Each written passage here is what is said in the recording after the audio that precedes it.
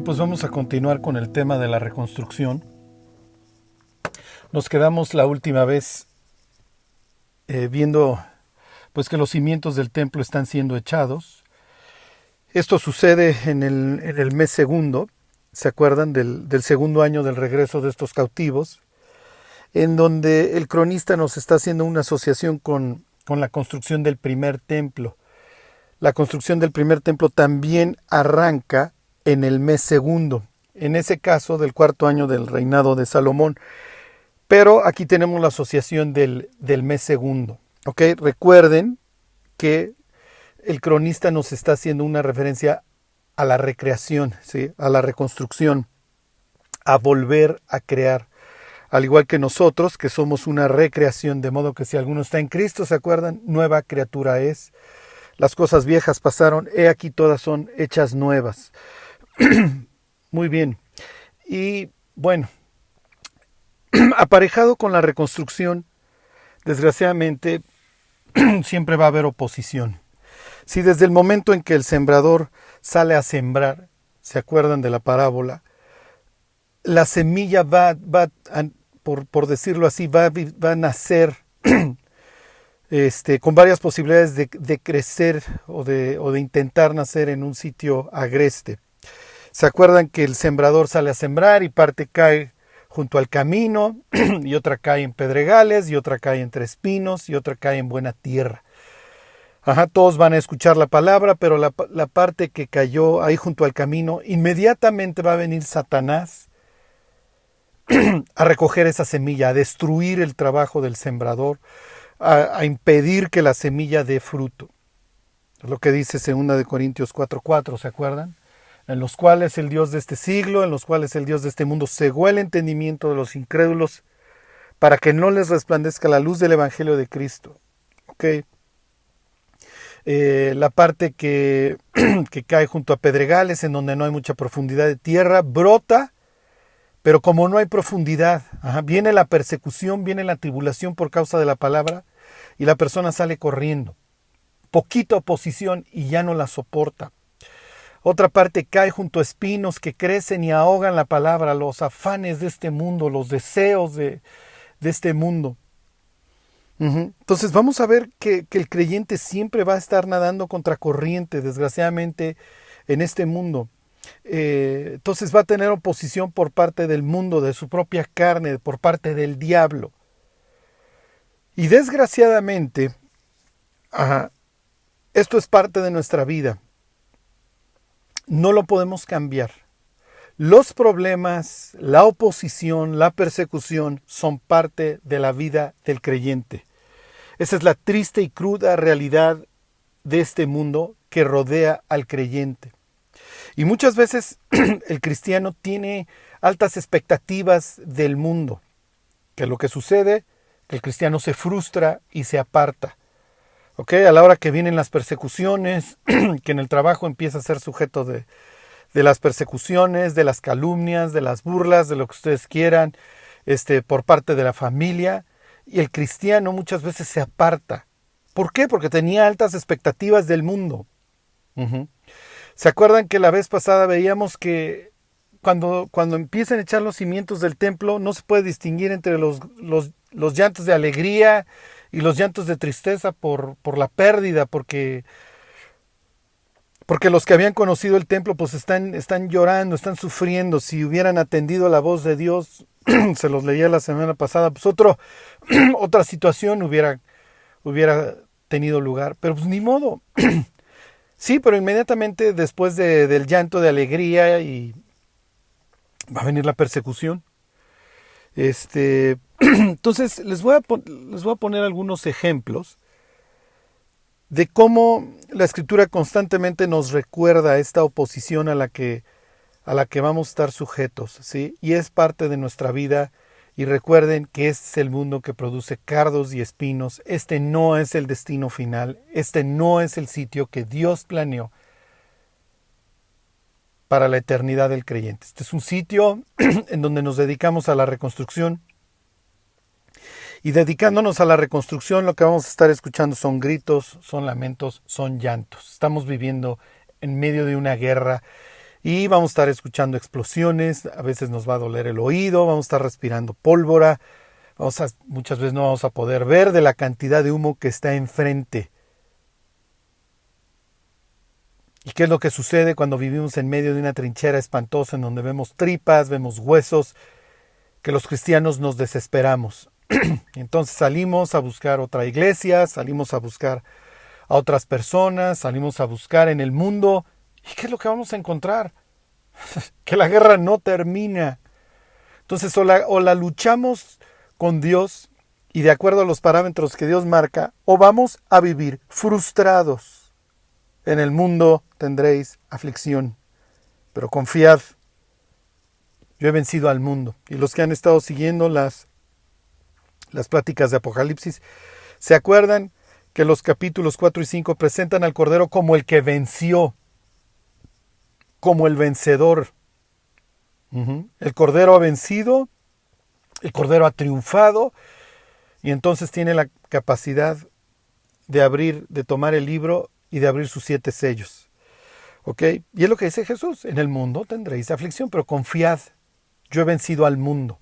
Todas las tentaciones, toda la oposición, etcétera, Jesús la venció, se subió a una cruz y pagó por nuestras faltas y nos dio la posibilidad de hoy reconstruir muchas cosas y eventualmente de vivir en un sitio perfecto, en donde ya no va a haber clamor, ni dolor, ni hambre. Mientras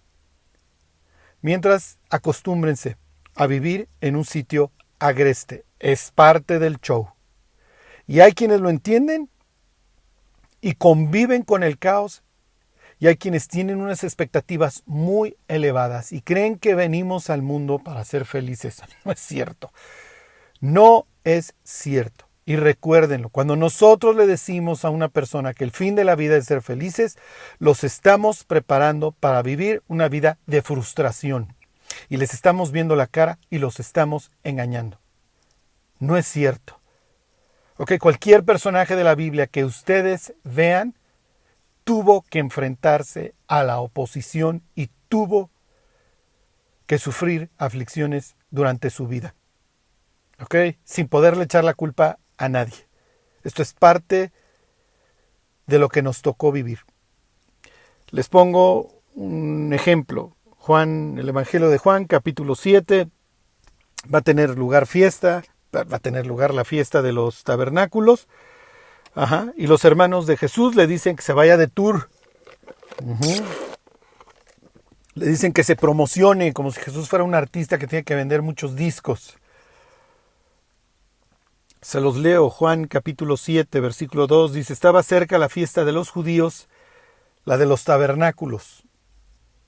Y le dijeron sus hermanos: sal de aquí y vete a Judea para que también tus discípulos vean las obras que haces. Sí, entonces, ándale, vete para que te promociones y que tus seguidores vean las habilidades que tienes, como si fuera un cirquero, ¿sí? Le dicen: porque ninguno que procura darse a conocer hace algo en secreto. Si estas cosas haces, manifiéstate al mundo. ¿Ok? Y luego aclara el Evangelio de Juan: porque ni aun sus hermanos creían en él. Obviamente lo ven como un loco peligroso que le anda diciendo al mundo que él es el Mesías. Versículo 6, entonces Jesús les dice una verdad espantosa: mi tiempo no ha llegado, mas vuestro tiempo siempre está presto. Nos podemos morir en el siguiente segundo. Y luego dice Jesús: no puede el mundo aborreceros a vosotros, mas a mí me aborrece, porque yo testifico de él que sus obras son malas. Ok, Jesús lo dice claramente: el mundo lo aborrece. Y andar repitiendo estos versículos como que Jesús es el camino, Jesús es la verdad, Jesús es la vida, no nos hace famosos en un mundo sincretista, en un mundo ecumenista, en un mundo que no quiere saber absolutamente nada de Dios. Quiere saber de dioses, pero no de Dios. Quiere saber de ovnis, pero no de Dios. Quiere saber de la fuerza, quiere saber del panteísmo, del budismo. Sí, claro, porque no quiere ser responsable de una persona justa. ¿Por qué? Porque tenemos una conciencia. Ahí está, los propios hermanos de Jesús no creen en él. Y Jesús claramente lo dice: el mundo lo aborrece. Y más adelante Jesús menciona en el propio Evangelio que esa misma postura podemos esperar nosotros. Como dice Jesús, si al padre de familia llamaron Belcebú, pues ¿qué le espera? ¿Qué le espera a los criados? Le hace nosotros. Les leo lo que dice Jesús más adelante, Juan 15:18. Si el mundo os aborrece, sabed que a mí me ha aborrecido antes que a vosotros. Si fueras del mundo, continúa Jesús diciendo, el mundo amaría lo suyo. Ajá. Pero porque no sois del mundo, antes yo os elegí a vosotros, por eso el mundo os aborrece. La persecución es una clara señal de que Dios nos ha adoptado. La oposición es una clara señal de que estamos haciendo el trabajo de Dios y de que el diablo está buscando, a como dé lugar, impedirlo. Somos los enemigos del Satán. Una persona que se despierta a drogarse, que se acuesta borracha, que se la vive fornicando, no es enemiga del diablo. No está implicando ninguna oposición al diablo, al contrario, está siendo parte del problema. Y acuérdense, o somos parte del problema o somos parte de la solución. O recopilamos con Cristo o desparramamos con el mundo. Pero no hay punto intermedio, no hay gris. Esto es como cuando Agripa le dice a Pablo, por poco me persuades a ser cristiano. Y que Pablo le contesta, pues quisiera yo que por poco o por mucho. Pero aquí no es que estoy medio... O sea, la niña no le dice al papá, ¿qué crees, papá? Creo que estoy medio embarazada. O estás o no estás.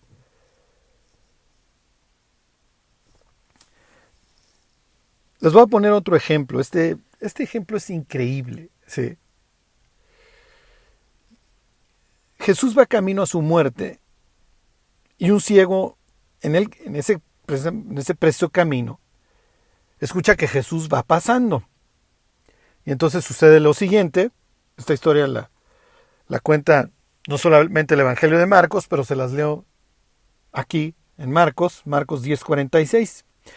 Dice, entonces vinieron a Jericó y al salir de Jericó, él y sus discípulos y una gran multitud, Bartimeo el ciego, hijo de Timeo, estaba sentado junto al camino mendigando. Pues claro, ¿qué le queda a un ciego en aquel entonces sino pedir limosna?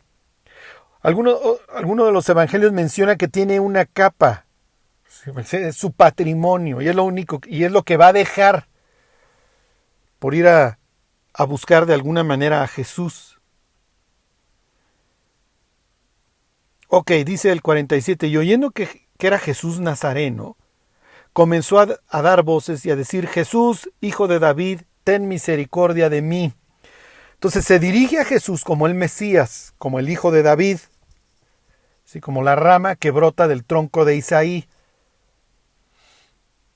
Y si lo recuerdan, Isaías 35 decía que cuando viniera el Mesías, los ciegos iban a recuperar la vista.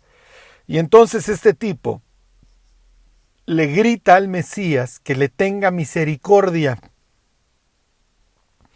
Ok, versículo 48. Y muchos le reprendían para que se callara. Esto es increíble, ¿sí? O sea, el chelas, la hombres, ¿sí? El pornos, el droguis, ¿sí? Carlitos, o sea, el político corrupto que ya no puede con su vida, el artista que ya está asqueado de tanta fornicación y de tanta droga y de ser explotado, se intentan acercar a Dios y lo único que reciben por parte del mundo espiritual y físico que los rodea es ya cállate, es no te acerques. Te van a bajar tu dinero, te vas a meter a una secta, vas a perderlo todo, a ver quién te habla. Vas a perder la fama. Y la pregunta es, ¿y qué te importa? ¿De qué le sirve al hombre ganar el mundo si perdiere su alma? ¿Y saben qué es lo peor?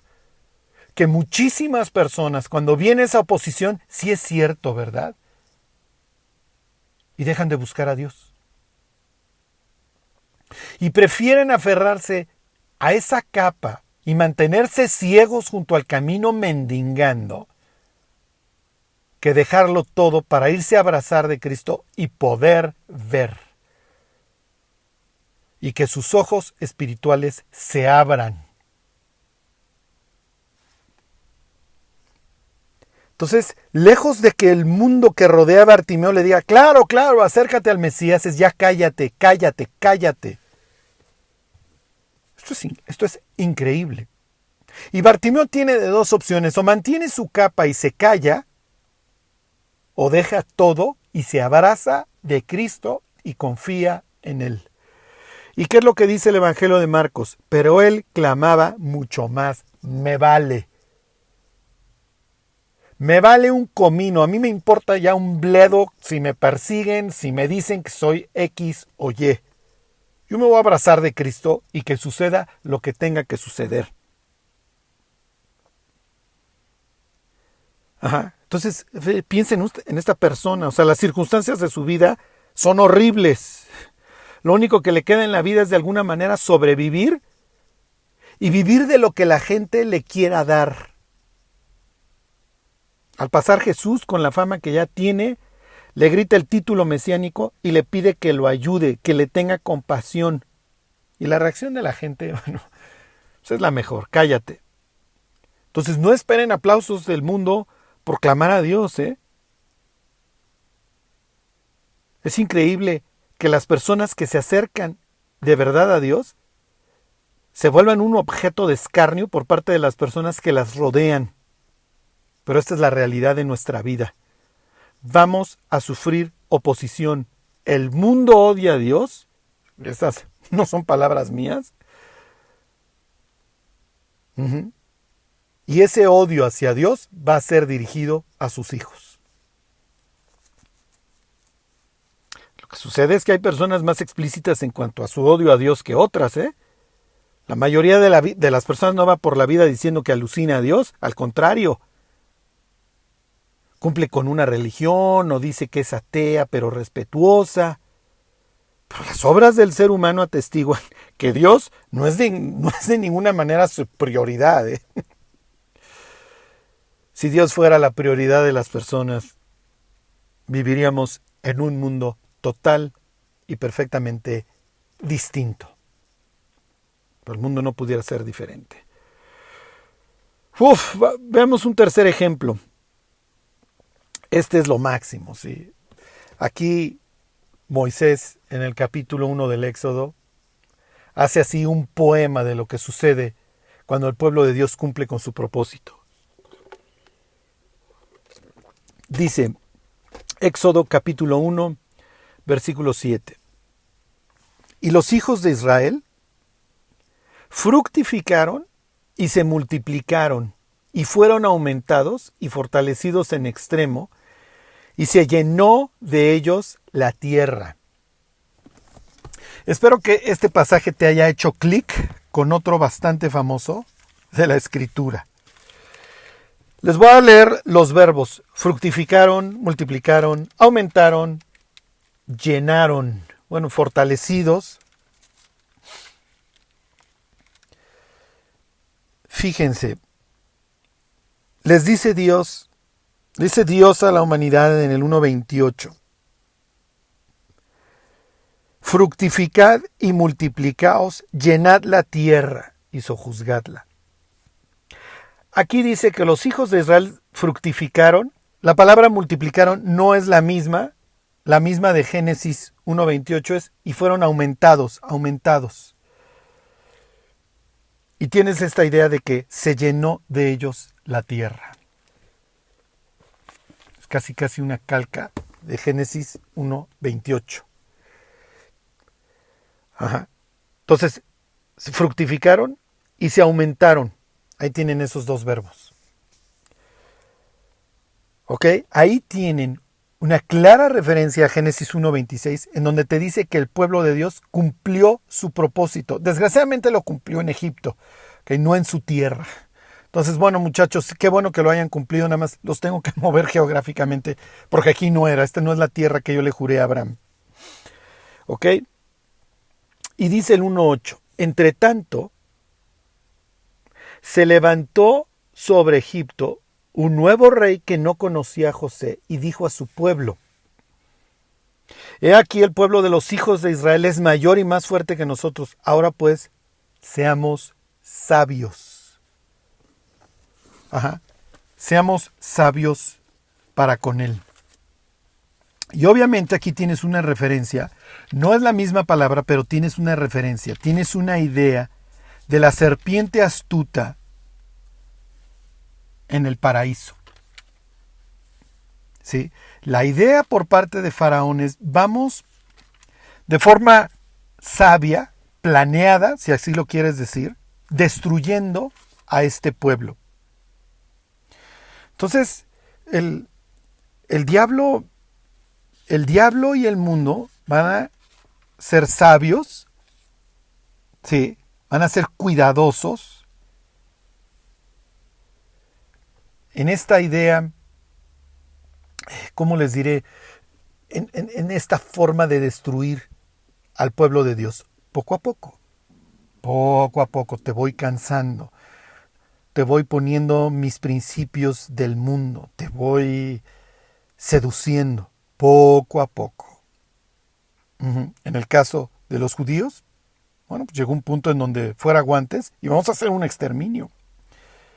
Les voy a leer las palabras que usa Esteban en el capítulo 7 del libro de Hechos, refiriéndose a estos versículos del Éxodo. Dice, este rey, usando de astucia con nuestro pueblo,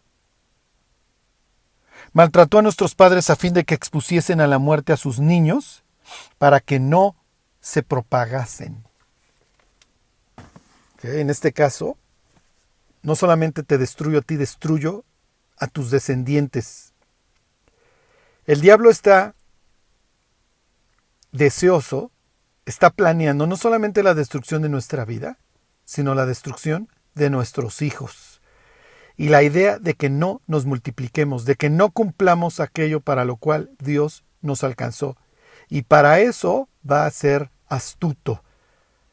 Va a emplear la astucia poco a poco. No importa el tiempo, el diablo es disciplinado. Es parte de nuestra vida. Y lo que vamos a ver ahora en Esdras 4 es esta paciencia y esta constancia por parte de los opositores del pueblo de Dios. ¿Ok? Entonces, en esta historia del Éxodo, lo que sigue es, por supuesto, dos cosas. Dos regalos del diablo para la vida del creyente. Esclavitud y exterminio. Faraón va a ser sabio. ¿Ok? Entonces, no se le vaya a ocurrir al pueblo de Dios cumplir con su propósito de dar fruto. Ajá. Porque puede esperar una ondanada de oposición. Y eso es precisamente lo que ahora vamos a ver en Esdras 4. Les tengo malas noticias. La oposición nunca termina. Viviremos con ella en mayor o menor grado durante toda nuestra vida. ¿Ok? Entonces ahora sí váyanse a Esdras 4, en donde vamos a ver cómo el cronista echa por la ventana cualquier orden cronológico que hubiera podido tener su historia. Ahorita vamos a ver cómo hace una mezcolanza de reyes persas, con un simple propósito: contarle a todas las personas que lean este libro a lo largo de hasta ahora 2500 años, que siempre vamos a poder esperar oposición y que no nos sorprendamos cuando la oposición venga. No estamos sufriendo nada que el resto del pueblo de Dios no haya sufrido en cualquier otro punto de la historia de la humanidad.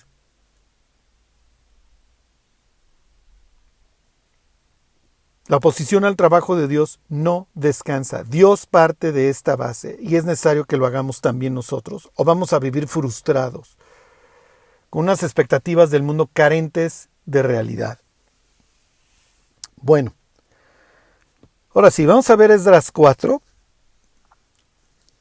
y vamos a ver que no solamente Faraón usó de astucia, ahorita vamos a ver la filigrana, o sea, cómo tejen fino los opositores de estos reconstructores en esta época. Bueno, dice Esdras 4:1, oyendo los enemigos de Judá y de Benjamín, que los venidos de la cautividad edificaban el templo de Jehová, Dios de Israel. Ya lo oyeron los enemigos, ya se enteraron. ¿Ok? Como lo vimos la semana pasada, el ruido, ¿se acuerdan? Literal dice así, el ruido se oyó hasta lo lejos. Así termina el capítulo 3. Así terminan en los últimos versículos de Nehemías. Vamos a encontrar una expresión similar cuando se hable de la dedicación del templo. Y el alborozo de Jerusalén fue oído desde lejos. Tanto en Esdras como en Nehemías tienes la misma idea. El gozo, la determinación de estos tipos se oye lejos. Y en los dos casos vas a encontrar oposición. Entonces el ruido fue tal que lo oyeron los enemigos. ¿Te enteraste que fulano se metió en una secta? ¿Te enteraste que fulano ya no toma y se volvió un fanático? ¿Ya viste a fulano con su Biblia? El ruido de una vida transformada se oye lejos, así como el de una congregación que quiere vivir para Cristo, y la oposición respectiva no se va a hacer esperar. Ok, dice Esdras 4:2, vinieron a Zorobabel y a los jefes de las casas paternas y les dijeron, edificaremos con vosotros, porque como vosotros buscamos a vuestro Dios y a él ofrecemos sacrificios desde los días de Sarjadón, rey de Asiria, que nos hizo venir aquí. Ok. No, esto es... No. Esto es increíble, ¿eh? Lo que estamos viendo aquí, el 4:2, quiero que lo graben en sus corazones. Porque en esta astucia que emplea el diablo, si no te puedo matar, te infiltro. ¿Ok? Meto a ciertas personas que dicen servir a Dios y desde adentro pudro la iglesia y la destruyo y la deshago y acabo con la vida de los cristianos, con sus matrimonios, con sus hijos, con todo. Destruyo tu adoración y tu relación con Dios. ¿Ok? Esarhadón es el siguiente rey asirio después de Sennacherib. ¿Se acuerdan? Yo espero que lo recuerden, que los asirios tenían como política el desplazamiento de personas. Conquistaban un sitio y movían a los conquistados a otros lados. Digo, aquellos que dejaban vivos, porque esos llegaban y hacían unas masacres de terror. Torturaban, etc. Aplastaban. Al contrario, lo destruían moral, física y espiritualmente. Y luego desde un punto de vista geográfico también lo destruían.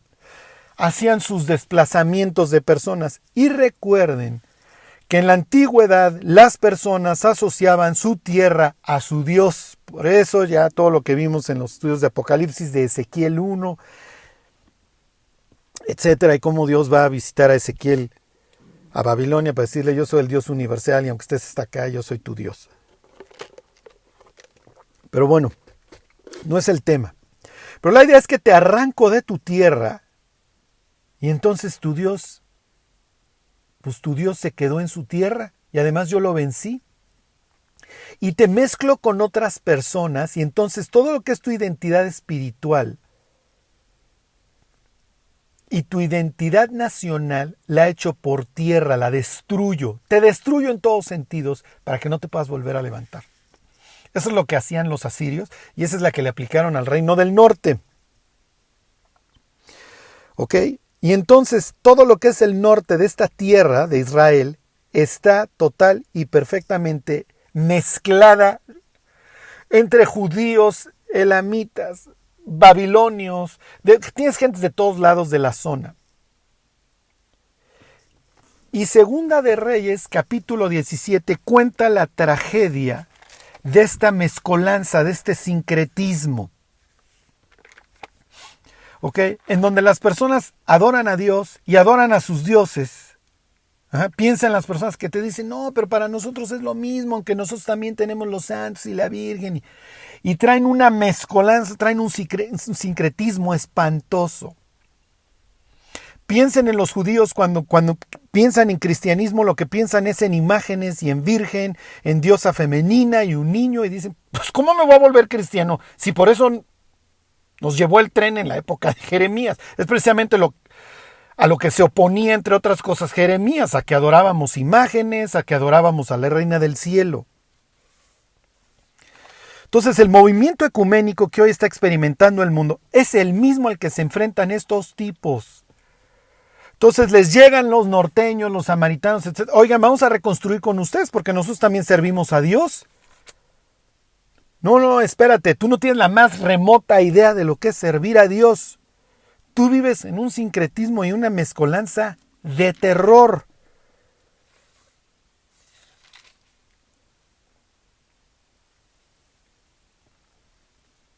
Fíjense, aquí está hablando de otro rey asirio, si mal no recuerdo es Salmanáser, o Sargón, uno de estos, pero bueno, todos estos llevaban a cabo sus políticas de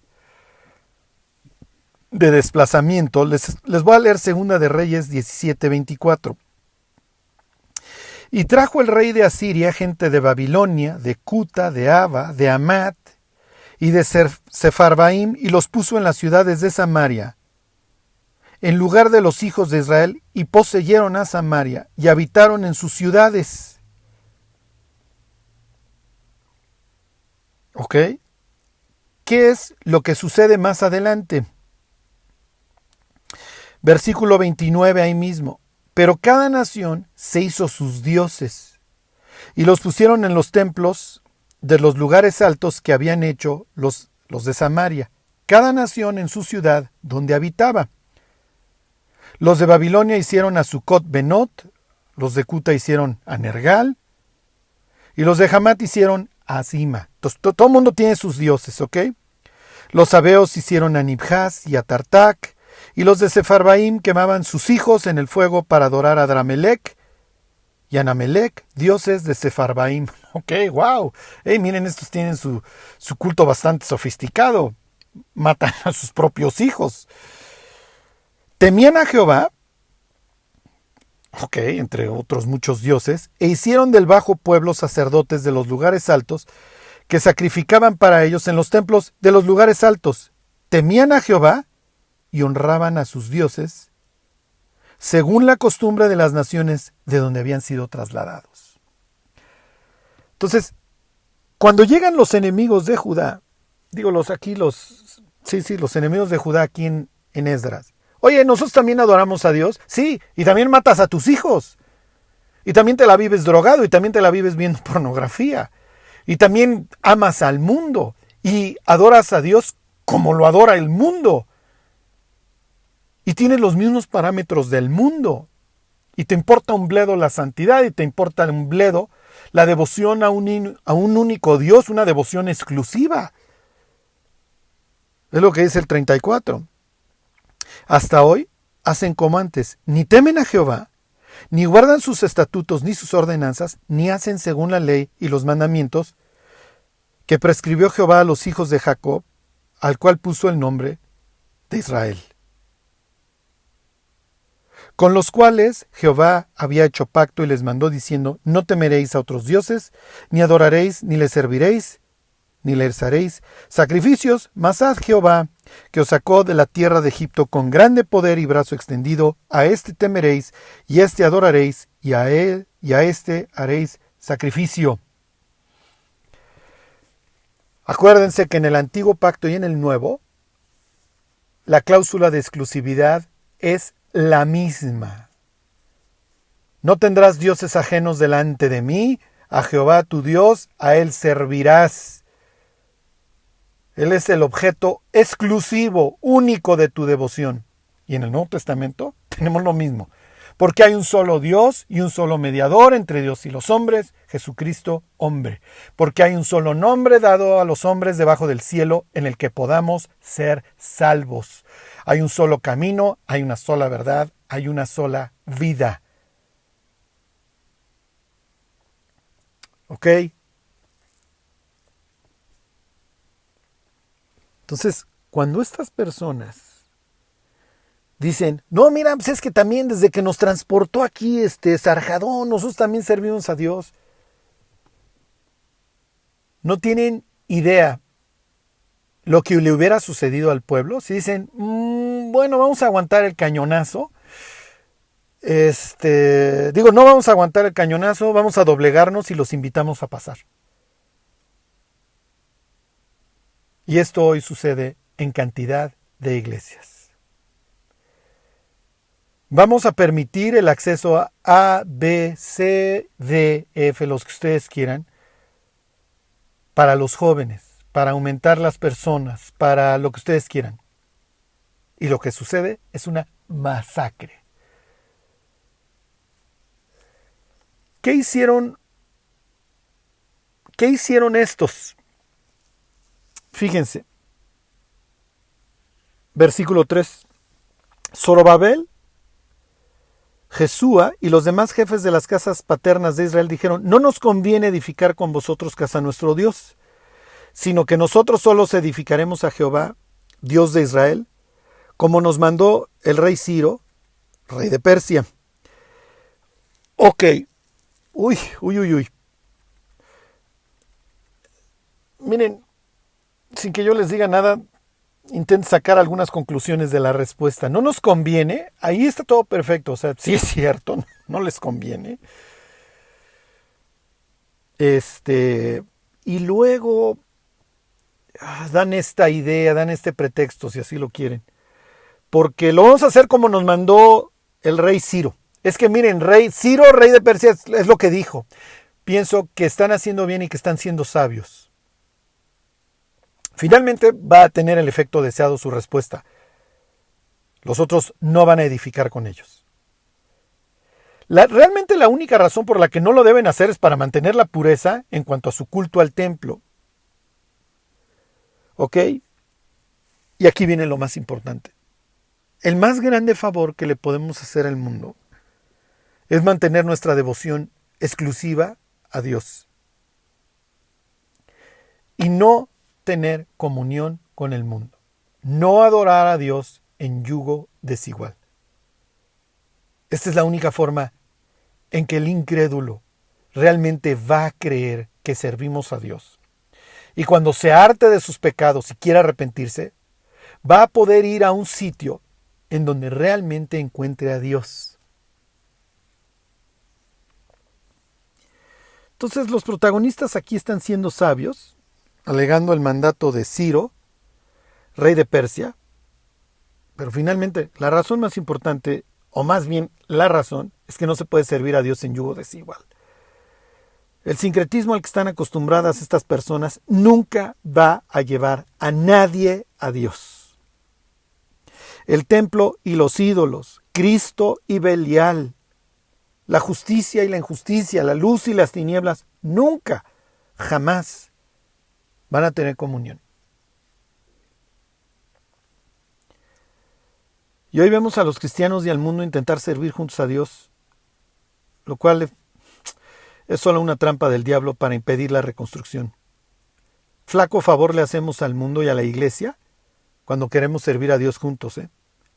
Al mezclarnos con el mundo lo condenamos al infierno.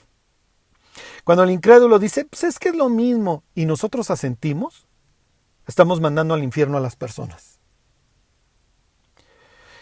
Y como les decía, flaco favor le hacemos a la iglesia, también va a sufrir. Al permitir personas que viven en el sincretismo o en el ecumenismo, participamos de cosas repugnantes que acaban afectando de forma terrible a las iglesias. ¿Se acuerdan de las iglesias de Pérgamo y de Tiatira. Uy, uy, uy. Totalmente infiltradas. No usaríamos una jeringa recién empleada por una persona con hepatitis C o con SIDA. Pero ¿cuántas iglesias dejan entrar al cuerpo de Cristo cosas que parecen cristianas y que son totalmente luciferinas? Hoy hay grupos cristianos que ya no esconden su adoración a Lucifer y que te ponen todos y cada uno de los símbolos más podridos y luciferianos que te puedas imaginar. Y ahí están los cristianos inocentotes. Ah, ustedes son los que trajo el Sarjadón. Sí, pásenle, muchachos. Y luego, ahí está la advertencia de Juan. Segunda de Juan. Grábenlo en la tabla de su corazón. Segunda de Juan 9. Cualquiera que se extravía y no persevera en la doctrina de Cristo no tiene a Dios. El que persevera en la doctrina de Cristo, ese sí tiene al Padre y al Hijo. Si alguno viene a vosotros y no trae esta doctrina, no lo recibáis en casa ni le digáis bienvenido. Porque el que le dice bienvenido participa en sus malas obras. Participa. La Nueva Versión Internacional dice, pues quien le da la bienvenida se hace cómplice. La de las Américas también utiliza el verbo participa. Uy. Esto es horrible. Esto es espantoso. Y de repente volteamos y ya vemos al cuerpo de Cristo enfermo. No era la jeringa, ¿va? No. No era. Y el árbol se conoce por el fruto.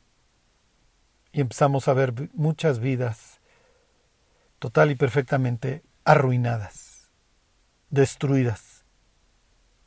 Dejamos pasar al diablo. Y entra la bestia y la bestia empieza a comportarse como lo que es. Y empieza a destruirlo todo desde adentro. No piensen en números, no piensen en agradar a Dios. Piensen en cumplir aquello por lo cual Dios los alcanzó. Cuando Dios llama a Abraham, recuérdenlo, le dice, te voy a dar esta tierra. Y Abraham no está pensando en metros cuadrados. Abraham está pensando en propósito, en influencia. Esta es la tierra en donde va a gobernar Jehová, en donde la influencia de Dios se tiene que sentir y no puede ser contaminada. Le vuelvo al ejemplo del cadáver. Se encontraba un cadáver y tráiganse, si se encontraba en el campo, tráiganse a los ancianos de la ciudad más cercana, tráiganse a los sacerdotes y vamos a limpiarnos las manos y decirle a Dios, nosotros no derramamos esta sangre. No queremos que nuestra tierra sea contaminada y que tenga la condena de Dios encima. Porque esta es la tierra de Dios, grande o chica. No importa. Si Dios te dio un jardín de 2 metros por 2 metros, ese es tu jardín. Y es el que va a revisar Cristo cuando regrese. Pero no por querer tener un terrenote, vamos a permitir que entren el sincretismo y todas estas putrefacciones repugnantes. Porque grande o chica, la tierra se va a pudrir hasta que nos vomite. Y le pasó a Israel. Y olvídense de que diera fruto su tierra. La deshabitaron. Adiós. Tan tan. Y esa tierra deshabitada durante años se llenó de otros pueblos que están sacrificando a sus hijos y que hoy bajan del norte o suben, por así decirlo, a Jerusalén. Oigan, nosotros también vamos a construir con ustedes. A fin que tenemos ya mucho tiempo aquí, desde que nos trajo Esarjadón. ¿Por qué no participan de estas obras que nosotros hacemos? ¿Por qué no le hacen así? ¿Por qué no aplican esta técnica? ¡Ey, funciona! Como si estuviéramos vendiendo y necesitáramos técnicas. Acuérdense, la iglesia crece por una sola cosa. Porque agradó a Dios salvar a los creyentes por la locura de la predicación. Porque los religiosos piden señales y los filósofos buscan sabiduría. Estoy parafraseando. Dice, los judíos piden señales y los griegos buscan sabiduría. Pero nosotros predicamos a Cristo crucificado. Para los judíos ciertamente tropezadero. Para los filósofos, para los griegos, locura. Mas para los llamados así judíos como griegos, Cristo poder de Dios y sabiduría de Dios. Predicamos a Cristo muerto por nuestros pecados y un infierno. Y si se convierte en 1 o 1000 personas, felicidades. Dios no nos va a felicitar por el número, sino por haber sido fieles a esta predicación agria y dulce, lo suficientemente dulce para que el pecador arrepentido venga, lo suficientemente agria para que el pecador no arrepentido se vaya. Les seguimos el próximo domingo. Que Dios los bendiga. Y se alegró el pueblo por haber contribuido voluntariamente, porque de todo corazón ofrecieron a Jehová. Primera de Crónicas 29:9. Si deseas ofrendar para nuestro trabajo misionero, te invitamos a que des clic en el enlace que estaremos dejando en la descripción de nuestras redes sociales. Ve y sé bendición. Gracias.